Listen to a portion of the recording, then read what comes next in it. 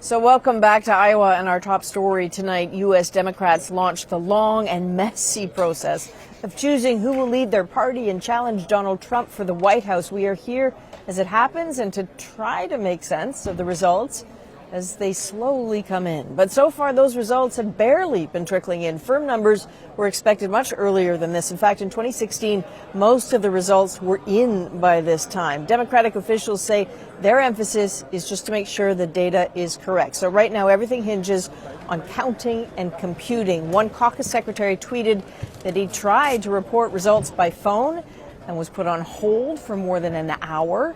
In his precinct, the top three candidates were Bernie Sanders, Elizabeth Warren, and Pete Buttigieg. But all results remain quite preliminary. And so let's talk to someone who can mercifully shed some light on this. Political scientist David Redlawsk. You just wrapped up teaching a course on the Iowa caucuses, so I'm not letting you go all night at all. All right. I need you to know that the latest update from the Democratic Party is that there are inconsistencies in the results, but there's been no hack, there's been no intrusion. The app that was used to upload the results did not fail.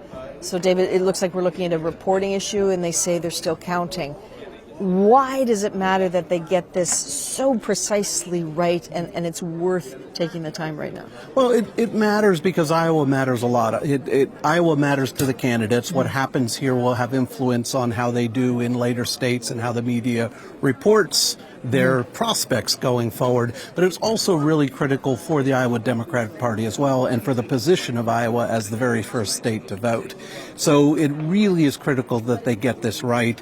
From everything we're hearing so far, it seems more likely that the issue really is making sure they get it right, and as you said, a few inconsistencies rather than something more major than that. So we know that some of the candidates have had conversations with people from the Democratic Party. You were at a caucus earlier tonight, and you saw some stuff that seemed odd to you. What was that? Well, it wasn't so much odd, although with the rules changes, there was some confusion about when to fill out these voting cards.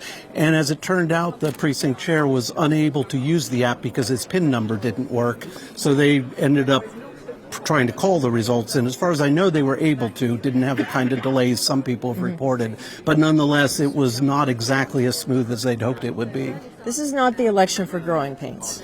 No, it's really not. I mean, between what's going on nationally and the Democrats' sense of an existential crisis, really, with Donald Trump in the White House, and the Democrats themselves having a very significant internal battle between the center-left part of the party and the progressive liberal part of the party, this is not the time for challenges like this. So briefly, I understand that Iowa is important because it's first, but for people sitting at home in Canada saying, why are you spending so much time looking at Iowa? It's a tiny state, it's overwhelmingly white, it's an aging population, it's not necessarily reflective of the rest of the country.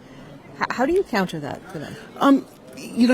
That's all relatively true. But at the same time, at least on the Democratic Party side, the things Iowa voters care about are what Democrats are caring about nationally, so that things like the healthcare system, like climate change, are at the top of Iowa voters' minds. And because Iowa is small enough for candidates to actually campaign at the grassroots, to go around and talk to voters, candidates can hear this very directly in ways they would not hear in places, let's say, like California with such large populations. Okay, thank you very much.